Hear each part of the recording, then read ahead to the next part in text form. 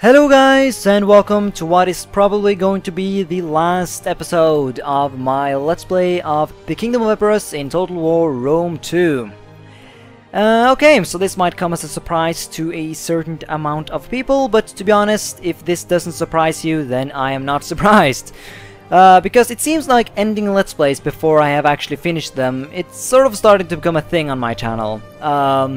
So this is basically just going to be another one of those videos where I go on and talk about why I'm doing it and blah blah blah blah blah blah blah, and trying to justify it basically. I mean, I don't know. I shouldn't really try and say it in any more of a fancy way, because that's really what this video is all about. Okay, so why don't we just get started? One quick thing that I want to mention though is that this is not the end of Total War Rome 2 on my channel. I will be starting another Let's Play, but I'll talk more about that later. Just for those who are not particularly patient and don't really want to watch through all this video. Okay, so let's get started with the whole justifying me ending this and all that. I'm just going to do the quick explanation first, and then I'm going to do the slightly longer explanation. Maybe long explanation. To be honest, I don't know how long this is going to be. It varies from these kinds of videos. But anyways, so the short explanation is that I am bored. Yep, that's it. I'm bored. I don't want to play this faction anymore. It's lame. I want to do something else. Yep, that's it. It's not. There's really not. That's it. That's it. There's nothing more to it. That's it. I don't know what more to say. Or I do actually know what more to say, because so basically that's the short explanation. Now I'm going to talk about why I am bored, and why why I'm choosing to stop this Let's Play in favor of doing something else. Okay, so let's start out with one of my favorite, I guess a lot of the reasons that I'm going to be explaining right now are things that aren't necessarily new to you guys, because I have been complaining about them a bunch of times in this campaign previously. So, but I'm just going to go over them one more time, because that's kind of the purpose of this video. So let's go into the custom battle and let's take a look at some units. Okay, let's go ahead and scroll down to Epirus. So this is probably one of the main, pretty much the main reason that I don't want to play as Epirus anymore. And that is this stuff right here. The unit selection of Epirus, basically. It is terrible, and it is extremely boring, and it is extremely uninteresting. I believe there are pretty much no unique units in the entire Epirodian roster. Militia, let's take a quick look. So I believe, yeah, Thuros spares all of these hoplite units. They are all supported by other Greek factions, such as the Athenians, I guess. Yeah, and they do also. Yeah, so I believe I have pretty much checked all the units before I started recording this. So. I'm just going to go over this, and if I'm saying something that's wrong here, then please correct me, because I would actually love to know that. These are. I'm just going to look away from mercenaries, as they are not really too important on the actual campaign. Okay, so Hellenic Royal Cavalry. That might be one slightly unique. I'm not sure. I believe maybe the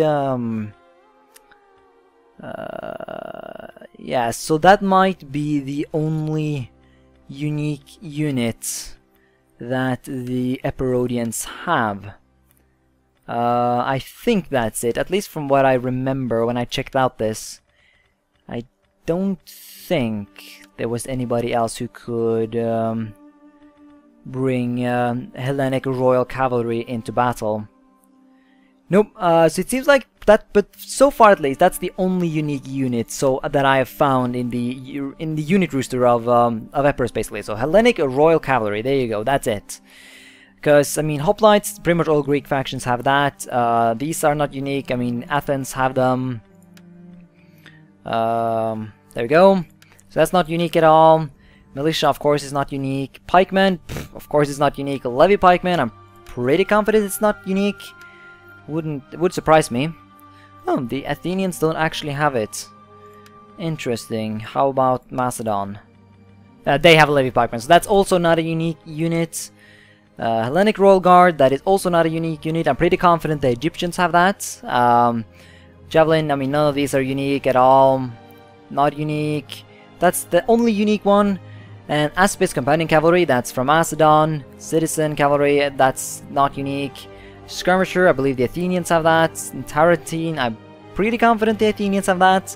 And artillery is pretty much just standard Greek artillery. And that's basically the core point. I don't know. I don't know. I think this is kind of boring. I mean, I don't know how to explain it. I just want to get this clear. I'm not trying to justify this. I'm just telling you guys why I'm doing it. I recognize that this is not necessarily a very good thing to do. I'm not trying to make it sound like if this is a good decision that you should approve. It's not. You know, this is not something you necessarily should do if you're a YouTuber, at least. I don't know. I don't know what you guys' views are on that, but I'm not trying to justify it. I'm just telling you guys what's up, you know, because that's how I roll. Fuck, I don't know how to say this without making it sound like really bad, but it is kind of bad, I guess. Fuck. Anyways, this is my point. This is my point. Boring as fuck. And sort of the, I mean, so far I haven't found anything else with the Epironians that make them unique and interesting and anything like that. It's pretty much the most basic faction ever. It seems like when they created this faction, they basically gave it some fancy skills, but that's nothing too. It's just that they get some more income from small cities or something like that. I don't know perfectly. Whatever. So they basically copy-pasted the basic Greek units into it, and then they just renamed they took some hardcore cavalry and just renamed it Hellenic Royal Cavalry, and just fucking made just another generic Greek unit. And then they just copy-pasted some units from the Greek states, some units from the Macedonians, the companion cavalry. I noticed that I don't perfectly know which episode it was in this campaign when that happened, but I do remember clicking on the cavalry unit, and they said, you know, riders of Macedon or Macedonian cavalry to your service. They said something like that. I don't remember perfect what they said, but that sort of proves my point. They are indeed just copy pasted over. And yeah, I mean, if you took a look at some of the other factions, I mean, a lot of factions suffer from the same problem, that they don't have a very good unit selection, but at least they have some sort of uniqueness to them. I mean, Pontic swordsmen, it's not very, I mean, they don't have a lot of selection when it comes to swordsmen, but at least they have a unit named after them. You know, at least they, you know, they have some kind of unique units, and instead of just having Hellenic Royal Guard, which is just another one of those copy-paste units, they at least have Bronze Shield Pikemen. And they have like Pontic things, Eastern Archers. I mean, they even though their unit selection is bad, they at least have some sort of variety going on. And that's pretty much all I want to say. The Iceni actually have a decent unit selection, especially in infantry, so they're a bad example.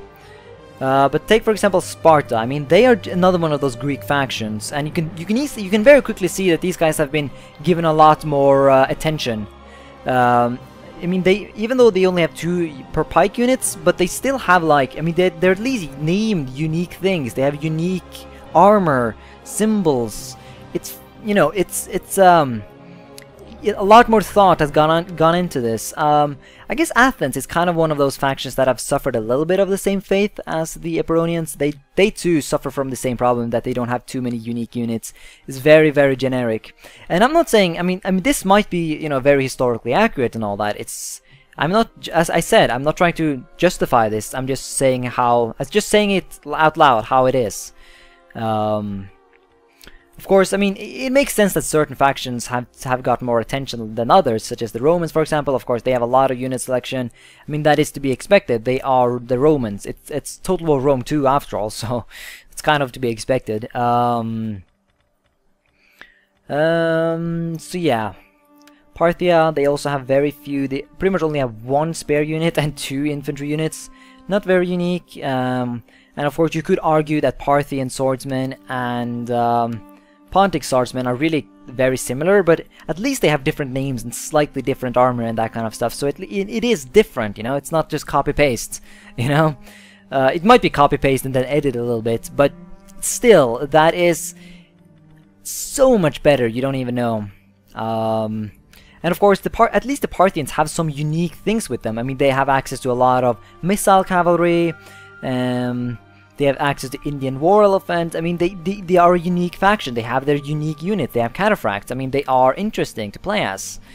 Whereas the Epironians, they are just, I don't know. I got tired of it. And here we go. Once again, this happens every one of these videos. It's just me rambling on about these kinds of things, but that's kind of the purpose of this video anyways. So Carthaginians, also not super awesome unit selection, but it's so much better than, it's extremely much better than the Epironians. I mean, they have unique units, late Carthaginian hoplite, late Libyan, you know, I mean, you might argue that it's not very interesting. I mean, it's only Libyan and late Libyan, but you know, it's still something different. It's still unique. They have access to elephants, some of the best elephants in the game, I guess. You know, noble cavalry. You know, fuck, I don't know how to put this, but you understand what I'm talking about. So yeah, I think that's pretty much proving my point.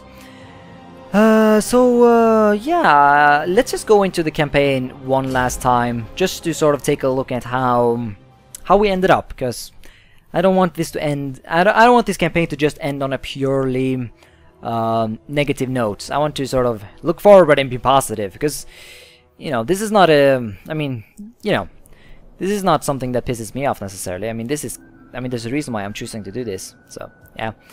So yeah, while we are scrolling over our empire here, taking a look at how glorious it all ended up becoming in the end, I guess I can talk about what I'm going to do next.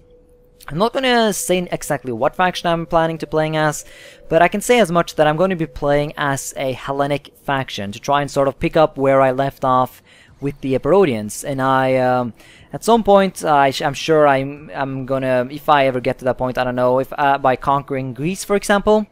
So it's kind of, I feel like it, I mean, the next campaign is sort of going to be the spiritual successor, if you want, to the Epirus campaign. It's just, so it's basically, I'm going to be picking one of those Greek factions that have like, they have Greek units, they have access to pretty much like, basically kind of the same thing that the Greeks have.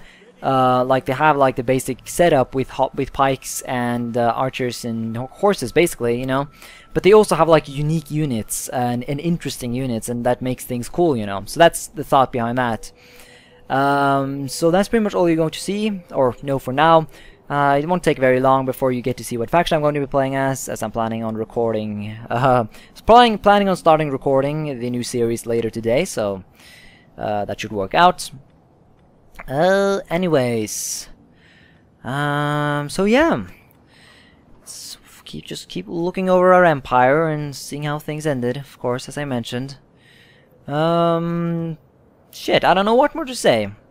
I guess I can just say, like, I hope you guys, if you, I mean, just, I don't know what to say. You guys can be angry, you can dislike the video. To be honest, I feel like I deserve it. Fucking everybody, go ahead, dislike the video. I am asking for it. Everybody dislike this video right now. And comment like, fuck you, GreenFors, or something like that in the comments. Maybe not that bad. Be a little bit more polite. Gotta encourage the people to be polite, you know. Politically correctness and all that. So yeah.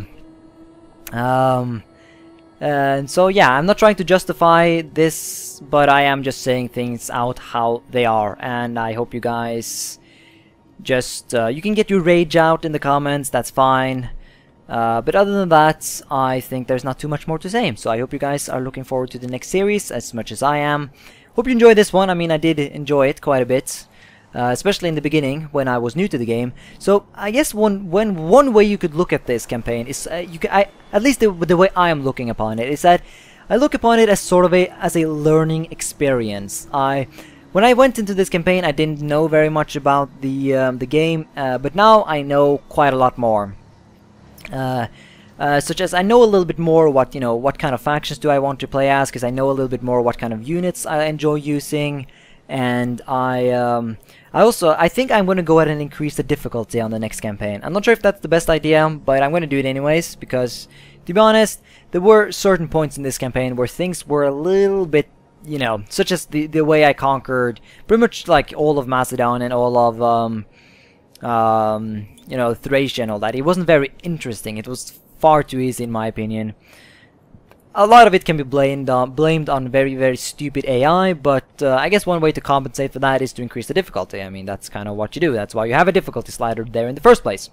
So yeah, so I think it's going to be interesting to start a new campaign to see how I can pull that out and see how that's going to how things are going to be different that time around and all that kind of stuff and blah blah blah. But now I'm just keeping on. Now I'm just ranting and talking bullshit that to be honest is not too necessary. So I'm just going to stop it here.